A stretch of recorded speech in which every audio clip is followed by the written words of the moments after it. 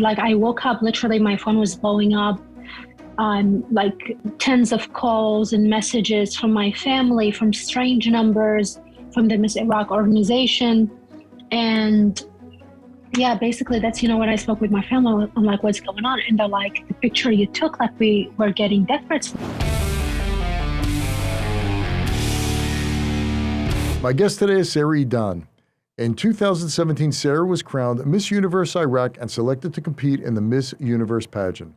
During the pageant, Sarah posed for a photograph with Miss Israel, Adar Gandelsman, and shared it on her Instagram as an expression of peace and love. Immediately following the post, Sarah received hostile criticism, hateful comments, and death threats directed at her and her family.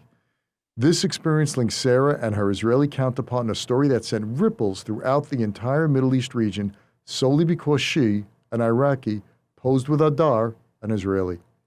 I recently sat down with Sarah and we talked about how her Instagram post was the start of a journey that connected Muslims and Jews, Arabs and Israelis towards tolerance, mutual understanding, and peace.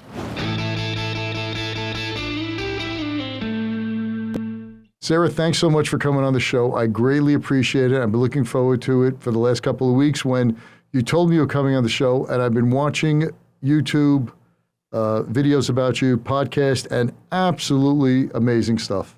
Oh, thank you for having me. Oh, wow. Okay, so let's start from the beginning because I remember this. I can't believe it's 2017 when this happened. It literally seems like yesterday. I remember it was really big news that you took a selfie at Miss Universe, at the Miss Universe pageant with Miss Israel, and that just set your life in a totally different course, which I guarantee you did not even think would happen from that. So could you just tell us from that point, you were at the pageant. The pageant, I think, was in Las Vegas? Yes. Okay, so pick it up from there.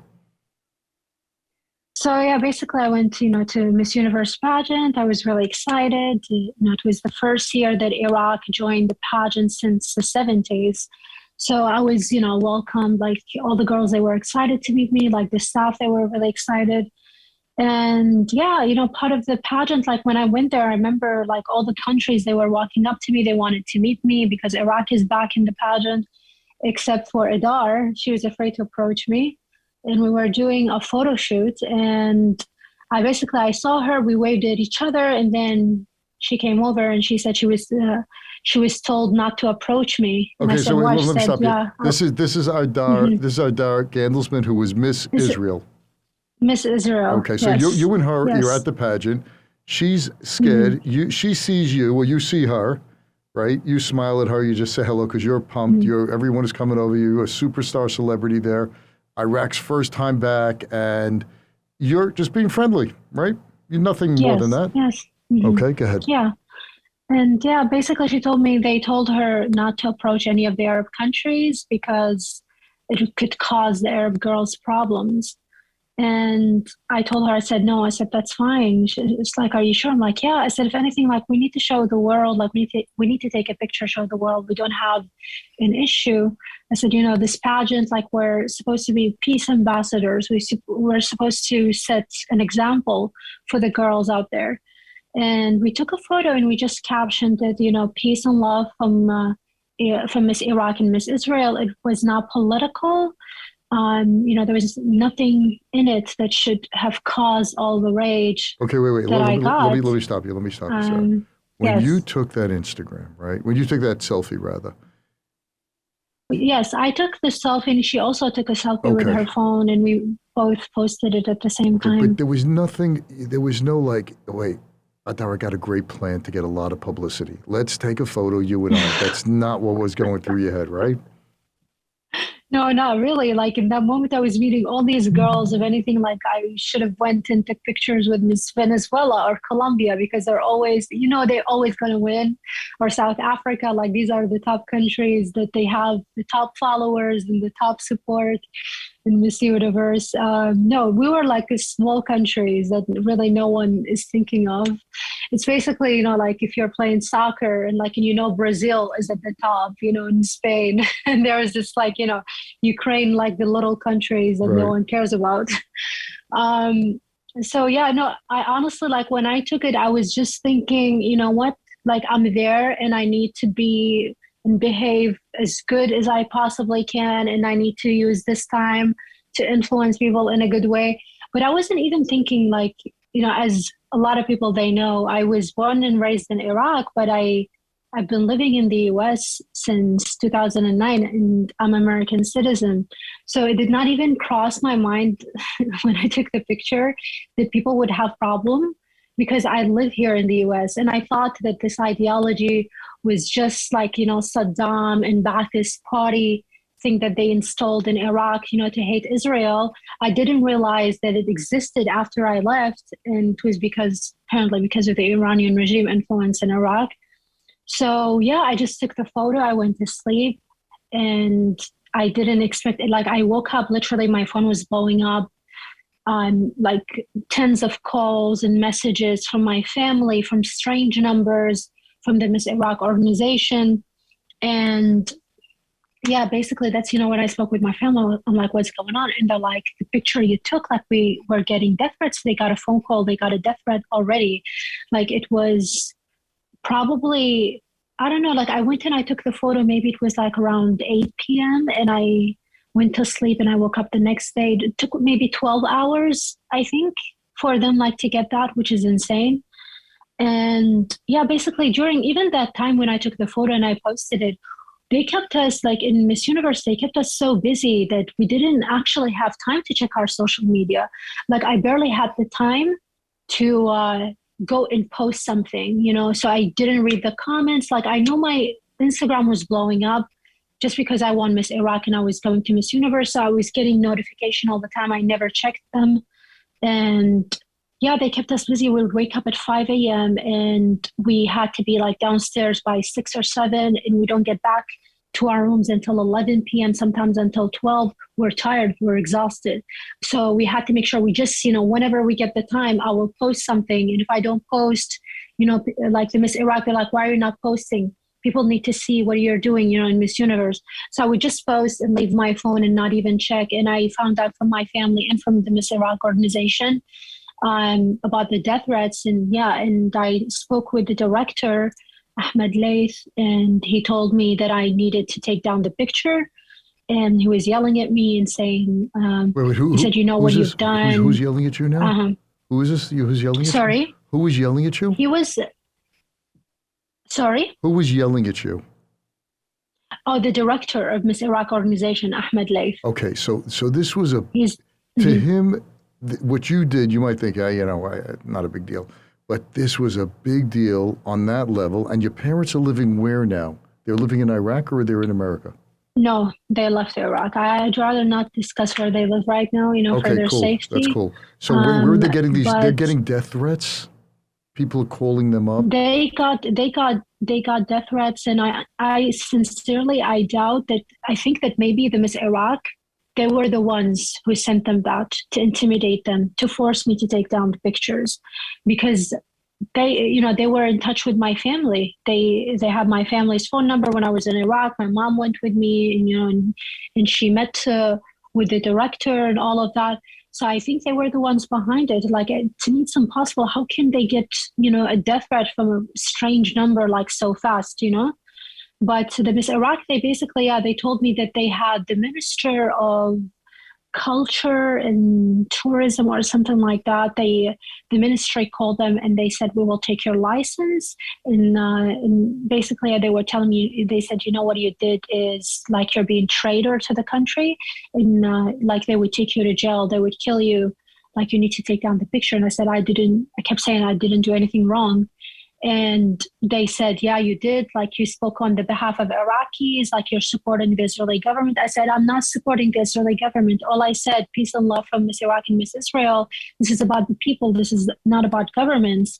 And they said, okay. They said, we will literally make an announcement right now and we will say, you don't represent Iraq. We took the title away from you and you cannot compete, or you need to delete it.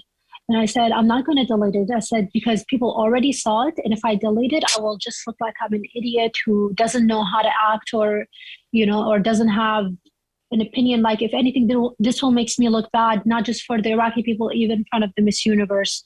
I said, so no, I said, the best thing I can do is write a statement and say this was not a political post and I don't mean to harm the Palestinian cause. And basically they wrote down the statement, like they finished it and they said, I don't support the Israeli government policies in the Middle East, all of that.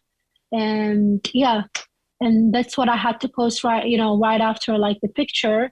But it didn't stop the hate. Wait, And before that, if anything, because of, before that, sorry, one yeah. sec. So you get calls from the Iraqi organization that's in charge of this. They threaten to take away and expel you from the contest, from the pageant. Your parents, I think they're probably scared now, right? They're getting death threats.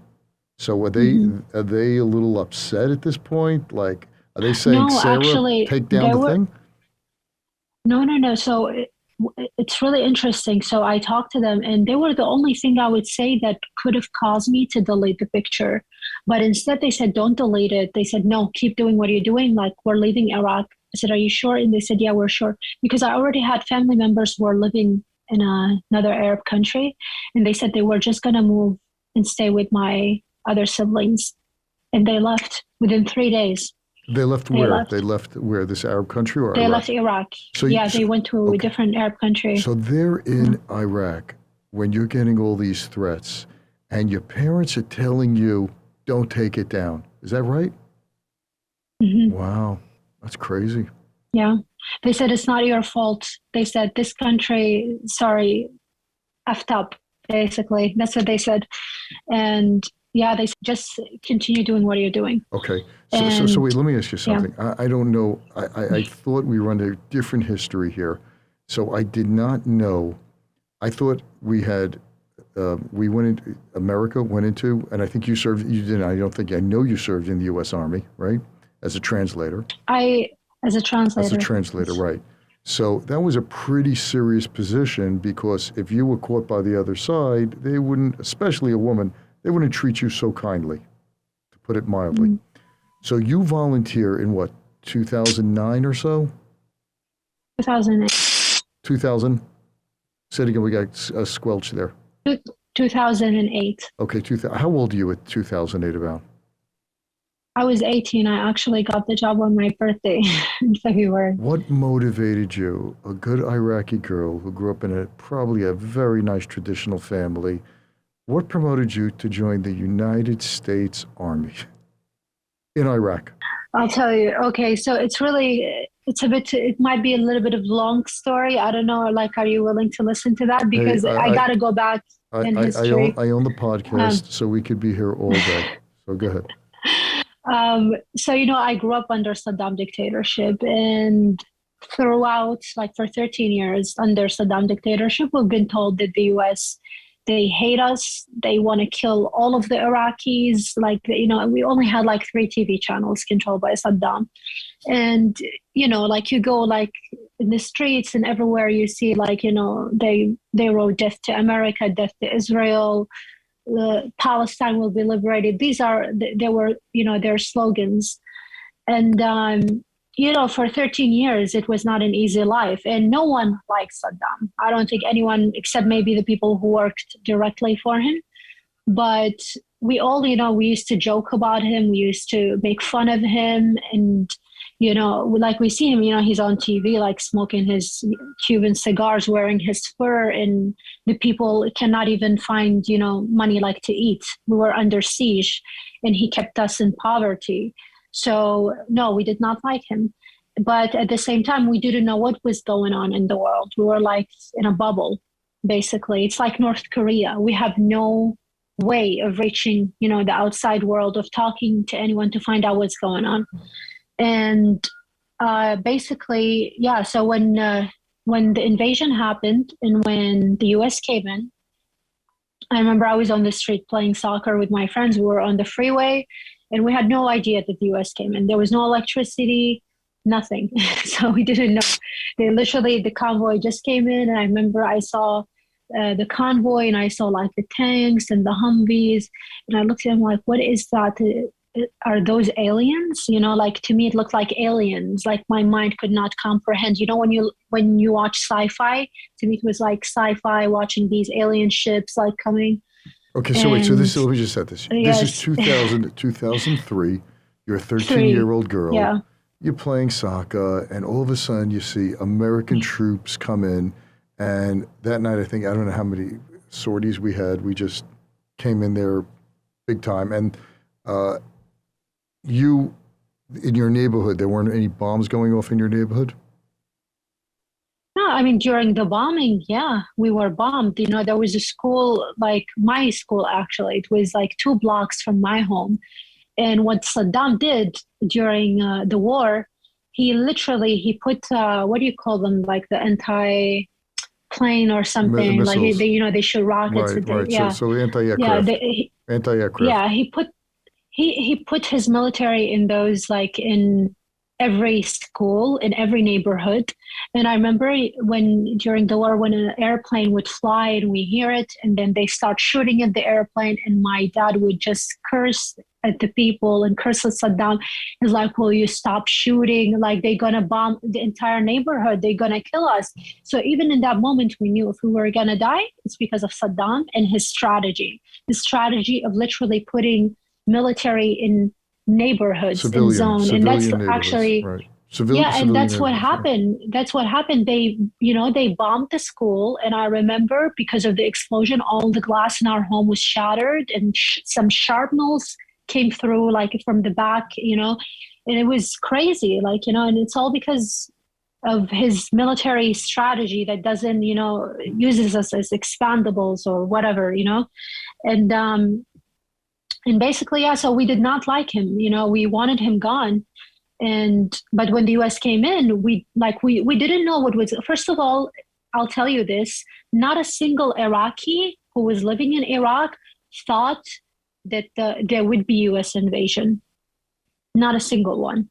So this is why it came as a shock and Why? surprise, Why? because before that, Why did we you had think? But why did you think that? What made you so positive that the U.S. would never because invade?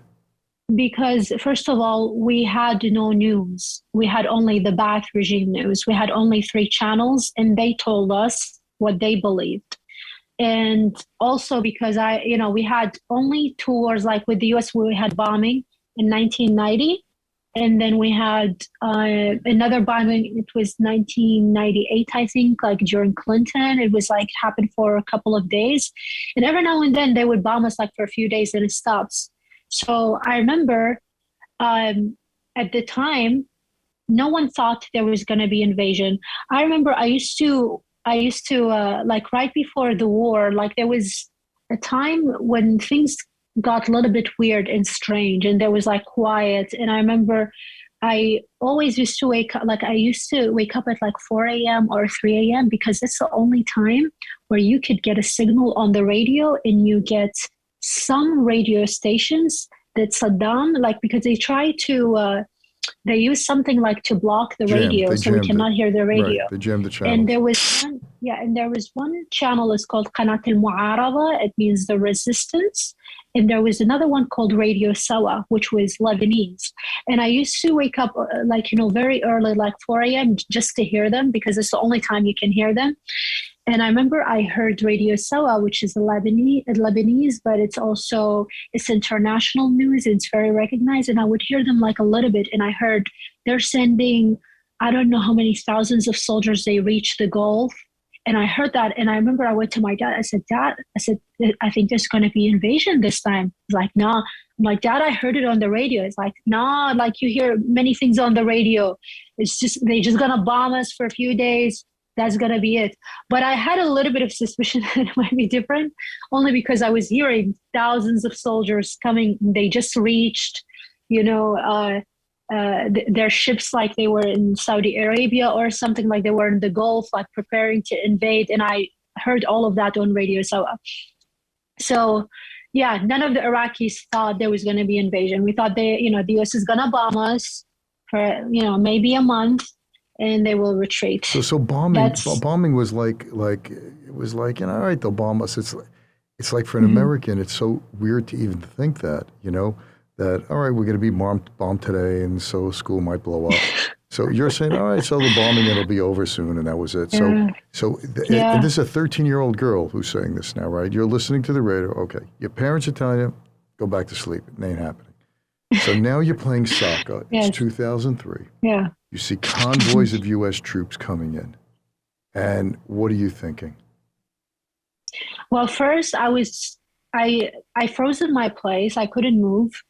And I was like, what is that? Because the way that they came, they were like buildings. So I didn't see them. When they approached, they were like already too close, to me. So I just froze. And first my mind was trying to comprehend what is that? I don't understand. Are those aliens? What is going on? And then all of a sudden, like I see the tank and I saw the gun and I'm like, oh my God. I'm like, that's the military. Oh my God, is this U.S. military? I had no idea because, and we also had sandstorm going on during that. You could barely also see. And all of a sudden, like, they got too close. And I remember my girlfriends, like they were playing with me and they were all little and they were like hiding behind me, and I remember I saw the gunner on the tank, like he moved his gun like this, like towards me. And I saw this like red laser. It was like in my face, like blinding me. And I just said, Ashhadu an la ilaha illallah, Ashhadu Muhammad Rasulullah. That's the prayer you recite before you think you're dying or something for Muslims. It's our death prayer. Mm-hmm. And I said that, and like I thought they were going to shoot me, they were going to kill me. And then all of a sudden, the guy, like, who was moving the gun, he did that. And then he was like, nah, I'm just joking. And he was laughing. And I was like, oh, ha, ha, ha, like laughing nervously. I'm like, okay. And how close he was was like he? waving. How close was he to you? Huh? How close was he?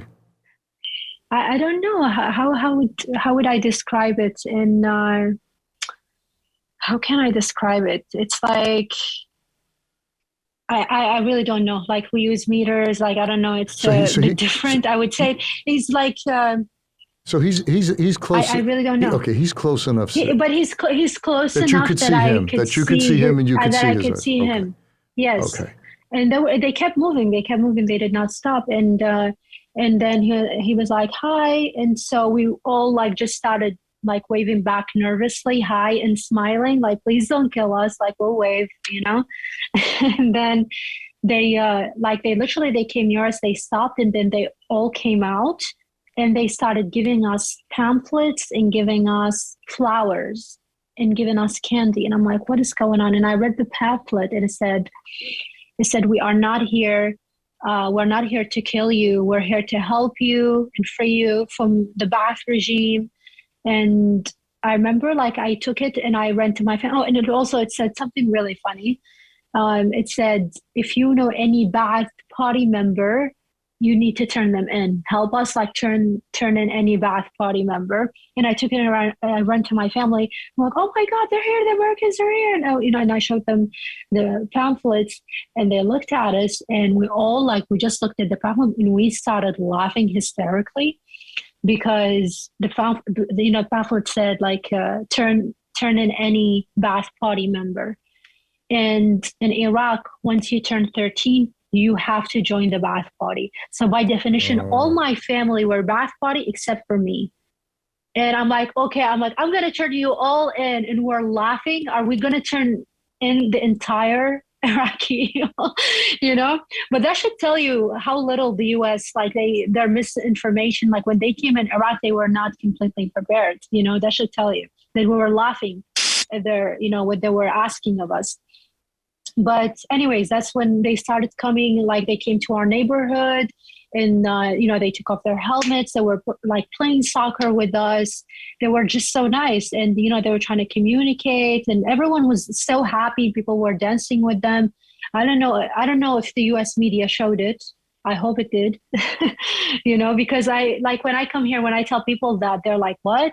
We thought they were killing you. I'm like, no, that's not how it happened at all.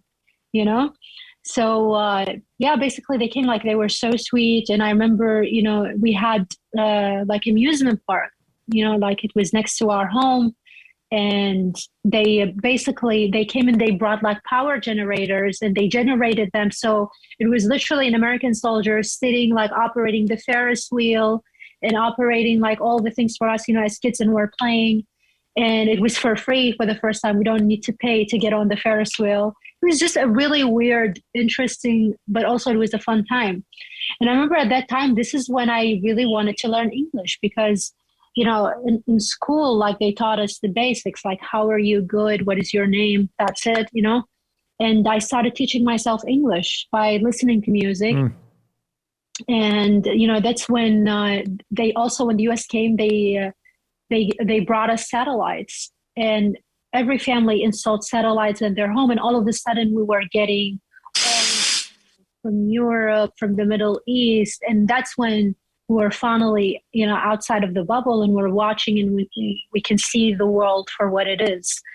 And during that time, I remember like all I was thinking, I'm like, oh my God, my whole life was based on a lie, that the US wanted us dead. They wanted us, they wanted to kill us, but they were so sweet. And I remember I was thinking how, like looking at the soldiers, how they were playing with kids, how much they showed kids attention. It's something that's not even in my own culture, because in our culture, you don't care about kids until they grow up and, Right. they're not listened to. And I saw that, I'm like, oh my God, they're so sweet. And as a child, I like that, So I started teaching myself. These are American servicemen and women who you're seeing for the first time. And some people in our country just get it wrong, and they just say they were bad, they were evil, they did this, that. And you are on the ground there, and you see how they're caring and taking care Of course. I mean, listen, of course there are bad apples in every, right. In every military, you've got bad people. But I think as a number, no, the majority, they were good. The majority wanted to help us.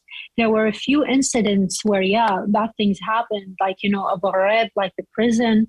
But that unit that got tried by the US, for their crime, like those are not the same as the entire military in Iraq. Right. And but they were used. The bad apples were used by the media, especially by channels like Al Jazeera, who hated the US and hated their presence in Iraq. They were used to say, US soldiers slaughtering Iraqis, blah, blah. It never happened. They never went and shot at innocent people for no reason. That never happened. Right. What did happen in 2004, when we had Al-Qaeda and we had Qatar and we had Iran and all these countries and people coming all the way from Afghanistan and Pakistan and all like vying for power, and we had the civil war, and those terrorists, just like Saddam, the Islamic terrorists, they don't care about Iraqi people. They would literally go and send their suicide bomber in an Iraqi market if they see, American soldiers standing there, and he would go and blow himself up, killing US soldiers and killing like 20 Iraqi people, And besides that, they would even like shoot at the US soldiers while, at the convoys, while they're among people. They shoot rockets at them, mortars, bullets. And this is when things started to go down, because the US would respond. Imagine you're in a convoy, you're being shot at, you shoot back, and people are caught in the middle. And I would say because of that, some people, like, they started to harbor resentment because they would lose a family member. And to be honest with you, like, those people, I understand why, but logically they should not. They should be angry at the people who started, shooting while their people were around. It's kind of like, this is why I'm very sympathetic when it comes to Israel and Hamas. It's exactly the same situation. You've got Hamas and Islamic Jihad. They shoot at Israelis. They shoot from Palestinian neighborhoods. They don't mind putting their women and their children at the front to sacrifice them just to be martyrs and kill Israelis. It's the same situation. So, a lot of people, they ask me, why do you say this? I'm like, because I lived it. I lived it in Iraq. And, basically when we had the civil war, things were really bad in Iraq. Like, you couldn't walk. And that was like the first time I was forced to wear hijab. And if I walk outside. The militia was stopping. They're like, cover your hair is showing a little bit. And that's when my family, we were living in a Shia majority neighborhood in Baghdad, but we were Sunni, and we got a death threat. Like they left us like a bullet with paper saying leave or else. And we were the lucky ones because many Sunni families, they were just slaughtered in their sleep. So we left our home overnight. We went to Syria, and I remember like some strange Shia family, they literally came and they took our house and they were living there for like almost 3 years. We left, I think, in end of 2015 or beginning, I can't remember. We came back in the end of 2007. And when we came back, it wasn't any better. We got back, but we couldn't go back to our home. Like only my mom, I remember she took me, she went there like to negotiate with the family and ask them to leave. Like things were calming down, but the men were still not safe to come back. So my dad and my brothers had to go and live in Babylon, where my tribe is originally from, because they're protected by the tribe. And me and my sister, we went there and I just saw it and I said, I have no future here. Like, I don't see a future for myself. And I told my family, and I told my mom, I said, I'm sorry. I don't see a future here. I said, I'm forced to wear hijab. I cannot even go to school. I can't do anything, because even if you go to school, like the system was corrupt. Everything was corrupt, like it was, Iraq was like turning into kind of like the Islamic Republic in Iran, And besides that, like you go to school, you literally walk to school and you see like literally car bombs and suicide bombers on the road by the time I make it to school. Like you'll be lucky, if you make it alive. So, I saw that and I told him, I said, I'm sorry. I said, I want to work with the U.S. military. But to be honest with you, right before we went to Syria, I did actually go to a U.S. checkpoint and I said, I want to work for you. So my plan was even after I saw everything that happened, like I knew it. I didn't want to be here. And I looked at the U.S. soldiers and said, if those people, if this is how they behave, this is how they treat humans, I don't want to be here. I want to be in the U.S. Wow. And this is what a lot of people don't understand. And this is why I love this country so much, because I saw a level of humanity that I did not see among my own people during the Civil War. We were killing each other, And I remember I went to a checkpoint and I walked up to them and I said, I want to work for you. Oh my God, your English is good, but you're tiny. Like, how old are you? I said, I'm 15. And they said, sorry. They said, come back to us like when you turn 18, then we can hire you. And that's literally when I went back on my 18th birthday. Wow. And I got the job. Wow. And the job was translator. And yes. You were a translator. How long did you serve? I was out 2 years. I started in February 2008, and I left almost 2 years, and I left in November 2009. And so, but go ahead. It's a while. I watch many units come and go. I worked with many units.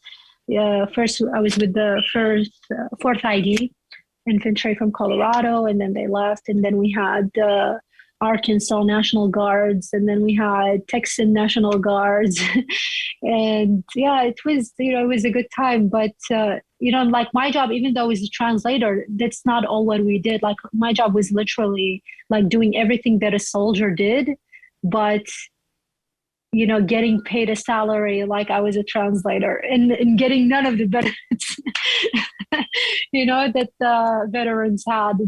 That was a bit, but listen, for me, like the biggest reward was to get a green card and come to the U.S. and become a U.S. citizen. Well, so that's all I could ask for. When did you come here? When did you come to the United States? In November 2009. Okay, so you come to November 9th. So when you're at this pageant here, you're already acculturated to America. You've been through so much, and you're not thinking like an Iraqi. You're not thinking like a Muslim in a country that... I don't think I ever thought like an Iraqi. It sounds like it. That's true. That's true. So, to be honest with you, since I was a kid, no. Right. So you were a rebel. You knew, you had some inner compass telling you that this is not right. and you had the courage of your Yeah, I'll be convictions. honest with you. Yeah, since Right. You had the courage there of were a convic. lot of things like in our society, even in our religion, that I did not agree with since I was a kid. And I thought they were unfair. I even I remember growing up when I was a teenager, when I was I'm sorry. Um, Okay. I'm sorry, I That's got okay. got another call and I rejected it. Yeah, I remember even when I was a kid, I wished that I was a guy. I seriously wish that I was a boy. And I used to cut my hair really short just so that I can go and play soccer, with the other kids, because you reach an age when you're 10 or something, you cannot go as a girl, you cannot go on the street and play, your family have to keep you inside the home. And I remember I would pretend that I'm a guy, and I made people call me Ahmed, and it's really sad. It's really sad. Wow. Okay. Yeah. So when you now you set the stage for me, Sarah. So now I definitely got a much bigger picture of who you are, and that spirit that you have of doing the right thing and knowing what the right thing is without being told what it is. So when you saw Miss Israel there, it was nothing to you. You were not thinking. There was no planning. There was no anything. You served in the United States Army. You've seen this country. You've been living here. So it's a big deal. Now you're getting all these threats. What happens after that? You stand strong. You say, I'm not retracting. I'm not listening to you people anymore. What do you do from that point on? So I remember, I tried to delete as many comments and, on my Instagram. And I remember that was the first time I got a message on Instagram that said Harakat al-Muqawama al-Islamiyya, and they said, consider yourself dead. And I remember I was with my roommate, Miss Egypt, and I looked at her and said, what is Harakat al-Muqawama al-Islamiyya? They're telling me, consider yourself dead. If you ever step in an Arab country, consider yourself dead. So I don't know, what is that? And we Googled it, and it came up as Hamas. And Wait, what do you the mean? crazy What do you part, understand? What do you mean you Googled it and it was Hamas? How do you know? What was Hamas? So Harakat al-Muqawama al-Islamiyya. Apparently, Hamas is the abbreviation. acronym for Hamas. Yeah. I gotcha. Yes. So I didn't even know. And so I'm like, oh my God, Hamas are sending me that. It went, it was a little bit, crazy. And I remember it was really, basically it was a lot of negativity I was getting. And I just tried, I was having a lot of panic attacks. Like the Miss Universe, I feel so bad for them. They had to send me to the ER so many times for panic attacks. Really? And yes, and they had to put also special security for me, because of the death threats. So every time, I would walk downstairs, and I would, literally, I would leave my room. The security is waiting for me outside my room, and they had to walk with us. And all the girls are like, what is going on? And then, I talked to them, and they're like, no, Sarah, it's okay. It's for our security, for your security. But I remember it was the President, Paula Sugar. She came to me one day before the televised pageant, and she told me this. She said, Sarah, if you want to leave the pageant, it's okay, and I can make an announcement, and you can leave. I said, why are you telling me this? Because I don't want to cause you any problems. You're going to be on televised TV. But that's when I basically realized I don't have a chance with Miss Universe. Because I sense they were scared. They were scared for them, and they were scared liability. For you. Right, yeah. Some terrorist could come in. She came and she told me to withdraw. She said, if you want to withdraw, it's fine. We can just say you change your mind. I looked at her. I said, are you kidding me? I said, after everything that I've been through, you think I'm going to withdraw now? No. But that's when I realized was done. It's kind of sad, but I would say this, and this is what, a lot of people, they don't understand. They ask me why did you become an activist for the Jewish people and for Israel? It's because literally when this thing happened, I was getting, a lot of hate and a lot of conspiracy theories. There's still videos on YouTube, people accusing me of being secretly Jewish and saying that I was born in Tel Aviv. And they started showing my pictures when I was with the US military and saying, oh, she's a CIA Mossad agent. I don't know how they manage. You joined both. But You I joined both. managed. You joined both services at 18. I'm CIA and I'm Mossad. Mossad. Yeah. I don't know how I did it, but I did it, right? And yeah, I was getting a lot of hate saying I'm a descendant of pigs and monkeys, that I'm going to hell, and I was getting anti-Semitism basically. So because all those people, they thought I was Jewish. So you were subject to the worst kind of anti-Semitism and hatred of Israel and hatred of being Jewish, and to the point where people thought you were Jewish or wanted to believe that you were Jewish, and you got a taste of what that is like for Israelis and Jewish people. Is that more or less Exactly. accurate? Because in the beginning, I was trying to converse with the people and say, why do you say that? No, they're just a religion. Like they're mentioned in Quran. They're just like us. And they're like, no, they're cursed by God. And I'm like, oh my God. I'm like, that's what a lot of Muslims believe. Like, that's not how I was raised. But apparently, yeah, that's when I realized we have anti-Semitism issue in our religion.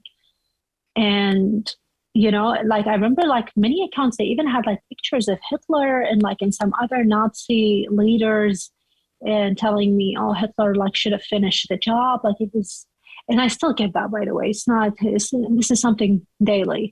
Like I can guarantee you right now, if I go on my Instagram and I look in the last few hours, I will see someone who said, you're a Jew, like always something with a Jew, So yeah, this is why I launched my activism, because I realized, and I know this mentality. I know this mentality very well. This mentality is the reason why I lost my country. This is the mentality of the people who caused the civil war, who are killing me because I was Sunni, killing a Shia because he was Shia. It's the same radical Islamist. So even when I, like in my work, when I'm motivated, like for me, radical Islam has always been like a big concern for me, And it's so amazing hearing you saying that, because so many Americans in this country, on the left, Democrats, you can't say radical Islam, because Islam's a nation of a religion of peace, which there are people who follow Islam who are peaceful, but they don't want to recognize that there is a movement within Islam, which is pretty large, that want to destroy everything that's not Islamic. If we did not have radical Islamists, we would have democracies in the Middle East. But that should tell you something. Right. You look at Saudi Arabia, you look at Emirates. Do you know how like they're working like 24/7 to find radical Islamists in their communities, in their mosques, in their countries, and fighting them? Like for them, this is an ongoing war. People, they think in Muslim countries, like Muslims suffer from radical Islam too. And sadly, yeah, we have it in huge numbers. It's an issue for us as well. So no, this is something that Americans like need to understand. It's okay to talk about it. And yes, radical Islam does exist. I'm living a proof that I cannot even go back to my country, that my childhood, that the Civil War should tell you that, yeah, we do have radical Islamists, and they do target not only Americans and Westerns. I mean, yeah, the US is on their top list, and other religions is on their top list to kill, but they even hate their own. They want you to be just as corrupt. You look at Iran, look at the Iranian regime, how they treat their own people. Yeah, especially now they're just corrupt people. They're just corrupt people. Yeah, and the Iranian people are rising up now. The women especially, against the hijab, and hopefully, these people are extremely brave when no one's helping them at this point. And exactly. Yeah, and it just fascinates me how so many in this country apologize for that type of behavior and let it go on. And these are progressives who care about women's rights, and then here a woman are being tortured, subjugated, killed. You have no idea how many times I had these fights with those progressives and people who are like, try to tell me about my religion, try to tell me, I'm like, like I'm the one who lived it. Like, shut up. Like, you were born privileged here in the United States. You were never forced to wear hijab. You were never you didn't have any of your freedoms taken. They don't get it. I think, and I always say this, those people, give them one day in our countries and watch how they change their Yeah, tune. yeah. I remember in I think it was '91 or a Desert Storm where I think it was '91 if I'm not mistaken, or maybe a little later. I don't remember exactly when, but 1990, I think. yeah, Was it 1991. But 1991? Americans went to Iraq to act as human shields around missiles, and the Iraqi people look at them, are you crazy? These were Americans coming because they didn't want Americans to bomb certain places in Iraq, and they put themselves as human shields. They said, do you know what you're defending? You're defending a dictator who kills people. Yeah, exactly. And it just, Who gassed his own people, killed 200,000 Halabja, who is the cause of the entire, the sanctions, because he wants to be the leader of all the Arab countries, and he wants to remove Israel from the map, and he's an insane person and killing his own people. They don't care. Isn't that amazing? The only country in the UN that is vocal about destroying a member state, wiping them off the map, Iran against Israel, and they get to sit in the same body. The Iranian president spoke at the UN, and it's like nothing's going on. Don't get me started on the UN. It's just absolutely staggering. Where else does one member state... They have Iran sitting at the Committee of Women Rights. Yeah, that makes all the sense in the world, right? That makes a mockery of all that the UN and all of these organizations are. The UN, I don't know, when people hear the UN, they think it's this amazing organization about human rights. It's not. It's the most corrupt entity I ever came across. And I went and I spoke twice. I went to their Human Rights Council in Geneva, and I went to New York, and I've seen them, and I've heard their speeches. I've heard the countries, and it's nothing like what people would imagine. You really need to be involved in that world to understand. Unbelievable. So you started an organization, right? Humanity Forward. And before we even talk about that, you actually went to Israel and met Adar, which I think was 2019 or so, if I'm not mistaken. 2018. 2018, okay. I saw it on YouTube. You went, you met Adar again, you hugged, a beautiful reunion, and you went to Israel's Machane Yehuda, which is the marketplace, and the Iraqi Jews who were there were greeting you. A woman was standing in line to take pictures with you. They were so happy to see you. Could you just tell us about that? It was an amazing experience. Oh my God. I remember when I went to Israel, I didn't know what was waiting for me. But I do remember a lot of my Iraqi Jewish friends who are living here in LA. They told me not to go, actually. Isn't that crazy? Why? They told me, Sarah, don't go. They said, why? They said, because, at the time, even before the pageant, I was making music in Cairo, in Egypt, and I was working with Arab media, music industry. And they told me, they said, if you go to Israel, that would be it for you. Right. No more relations with any Arabs. You cannot even go to Arab countries. And I said, I really don't care. I said, I think this cause is more important. I remember I talked with AJC, and they were the ones who invited me, to go there and to sponsor me and also to speak. I went and I spoke at their huge conference there. Right. The AJC is the American Jewish Committee, right? American Jewish Committee. Sorry, sometimes I forget. Yeah. That's okay. So I remember they told me, they said, Sarah, they said, we really don't have any Iraqis, who feel safe enough to come and speak. We desperately need Iraqi people, Arab voices to come and say, we want peace with Israel. And I said, what do you mean? No one? They're like, no one. And I just felt like I had to be the first to do it. I thought, I was already blessed that I live in the US and I'm safe. Who cares about the relations with Arabs? I've always thought that sooner or later there will be peace between Israel and Arabs. And it did happen, the Abraham Accords. I went there, and I remember, I didn't know what was waiting for me. And I also had Palestinian American friends here who I spoke with, and I said, listen, I'm going to go and I'm going to have a speech. I want to talk about, peace, but I don't want to insult you in any way. So I remember I even had them, they looked at my speech and they were like, no, Sarah, it's fine. And they're like, yeah, We just want peace. But they're, Palestinian-American who really wants peace with Israel. They're not like, the Hamas people, resistance people. And I remember, I went there, and the minute I got to the hotel, the guy who came, he was like the hotel manager. It was Waldorf Astoria. His name was Mustafa. And he came up to me. He's like, "Oh, let me take your bags and let us welcome you."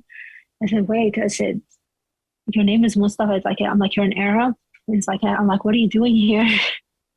I was complete ignorance because I thought Israel was, that's what the media tells us, right? You didn't know that 2 million Arabs Jewish are Israeli citizens. I didn't know. With full rights. I didn't know. Not the apartheid I didn't know. garbage that is spewed. He was laughing at me, and he's like, "Is this your first time here?" I said, "Yeah." He said, "Sarah, there's so many Arabs who live here." I said, "But you're Palestinian." Like, "Yeah." And I'm like, "And you live in Israel?" He's like, "Yeah, I'm Israeli Arab, but yeah, my ancestors are Palestinians. So, but I call myself Israeli Arab, but yeah, I'm also Palestinian." And I said, "Hold on." I said, we need to have like a long conversation. I need to hear your side, because you live here. And I remember I had breakfast with him, and he was telling me, and he said, "Sarah, it's like everything you've heard." He's like, "Let me tell you, we have only one problem, and that problem is al-fasa'il al-musallaha, which means the militias, like Hamas, Islamic Jihad." And he said, "Those are the problem." He said, "Palestinians, even in the West Bank, like we want to coexist. We want to find a solution, but there are people who don't want a solution." And that really changed my perspective. And I remember, after that, like, going meeting with Iraqis, and I went to Yafa and Haifa. And they're like, there are areas in Israel that are full of Arabs, and Muslims. Right, and just share with us, Haifa is one of the most assimilated, the most integrated cities in Israel, with a large Israeli Arab population, and they live together in the same neighborhoods as Israeli Jews. And I remember I was walking, and it was actually during the time, it was the end of Ramadan and the beginning of Eid. So when I was walking in the streets, and I remember I looked at the families, like Muslim families, like women wearing hijab, and then you see people wearing kippah, and like, they're Jewish. And I looked at the signs, and they had all these signs in the streets that said Ramadan Kareem, and it said Eid Saeed, like, they acknowledge the Muslims' holidays, and they said it in Arabic and they said it in Hebrew. And I remember, and I looked at it and I said, "Wow," I said, "This is a democracy. Like, this is like the US. This is how all the Arab countries should be." Sorry, as there are Israeli Arabs who sit in Israel's parliament. They have seats in the Israeli parliament. One of the justices on the Israeli Supreme Court is an Israeli Arab. You need to understand, this happened like in 2018. I just rolled out of Miss Universe. Yeah, I'm not blaming you at all. I'm saying for our viewers to realize the culture shock. You went there, but the lies that are constantly spread about Israel and the Jewish people is just not so. All you have to do is what you did. Just go there. Exactly. That's what I always tell people. And I watch so many of my American friends here from California who are very progressive. And, some of them, one of my friends, he found out through a DNA test or something that he was Jewish, and he went on his birthright. And he's like a Bernie Sanders, supporter, so you understand how they feel about Israel. And he came back and he's like, "Sarah, oh my God," he completely changed. He's like, "I don't get the progressives here. Why are we anti-Israel? It's such a beautiful democracy, and they're surrounded by all these countries that want to kill them and want to wipe them off the map." And I'm like, "Now you understand." He's like, "Now I understand." And that's what I always tell people: go there before you go on Google, open articles, and think you're educated. Go there. Just go there. Talk to the people. Wow, beautiful. Sarah, tell us about Humanity Forward. What is it? When did you start it, and what do you do?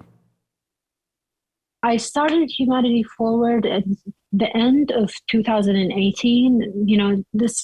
After I came back from Israel, because I was being invited a lot to speak, and I realized I really have some sort of influence. And I decided, you know what, I need to start this organization. I need to really bring like Arabs and Muslims together. And I still have, a huge like Iraqi following on Instagram and Arab following. And, I just wanted to, like, my purpose of my organization is to raise awareness. I make like daily posts about that, but I also go and speak on universities and on campuses and in different countries. I went to speak in South Africa during the week of apartheid. I went to speak in Germany. I went to speak in the UK, like all over the world. And I also, what I do a lot with my organization, sometimes I will work with other organizations like Israeli Flying Aid or Save a Child's Heart, and try to get them in touch with Iraqis, who need help and who Arabs, because I think that's the way you can bridge, and bring people together. Like there need to be a sense of unity, sense of they need to feel like someone cares about them, and yeah, basically that's what I've been doing with my organization. And this is, I'm going to put a link down below in the description. This is a nonprofit, and you run on donations or in charitable deductions, right? Charitable things. That's how you do your work, which is amazing. Last thing for you, I want you to have the last word on this. If you could, what message would you give the Muslim world about America, about Israel, about existing as citizens of this world and not wanting to kill? Well, to the Muslim world, I think we really need to reform. We need to reform, and we need to stop allowing radical voices to have platforms and speak and preach to people, whether it's online or on TV or in mosques or in schools. We really need to start working on that. Like, Islam is the only religion that's not reformed. Christianity been reformed, Judaism been reformed, but we still live with the laws of 1,000 right, you're still years living ago. In the 12th century.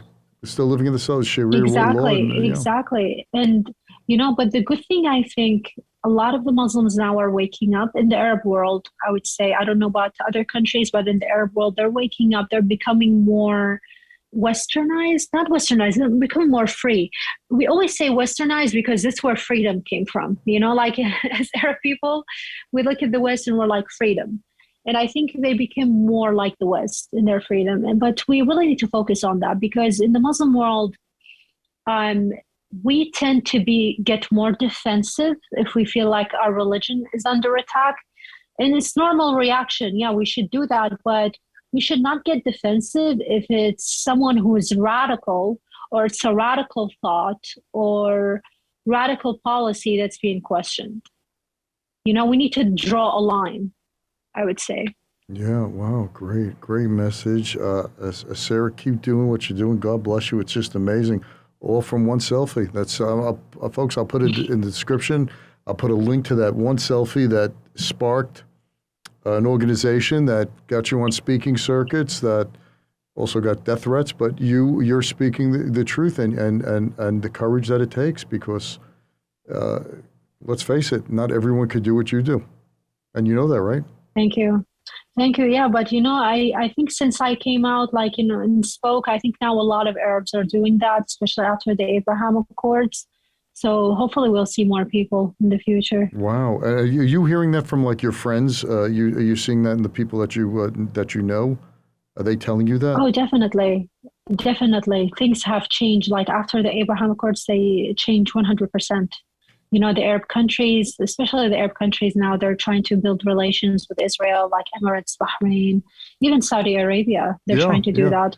I had on the show just a few weeks ago Jason Greenblatt, and he was talking about the Abraham Accords, and he was saying, look, I was meeting with the Palestinians, I was meeting with the Arab nations, and the young people, they want to have peace. In fact, he said, we want, the Palestinians, young people said, we want a mobile eye. Like Intel, $15 billion company, bought an Israeli company called Mobileye. We want to have one. So he tried to arrange something, but Mahmoud Abbas's Palestinian Authority said, It could only be 10 people in a special room, no photography, no. They didn't want anything. They didn't want it to be out there. They didn't want a forum. And I said, what do you see? Yeah, because they want to keep taking money from the UN, from the world. Yeah. How much money Biden give them? Know, like 160 million or something. Yeah, they just don't get it, and they paid billions of dollars over. He's living. They want to live off donation and from the world, and they're not even, giving that money to their people. Right. The Palestinians don't have. They kind of like Iraq under Saddam, like they get electricity only a few hours a day. Yeah. Like, they cannot work because Abbas and, all those people, they keep the money to themselves. This is why they need a change. And someone came up to me and said, look what Israel's doing in Gaza. I go, Israel is not in Gaza. It's run by Hamas. Everything you hear is what's happening to Hamas. Yeah. They just don't get it. There's not a single.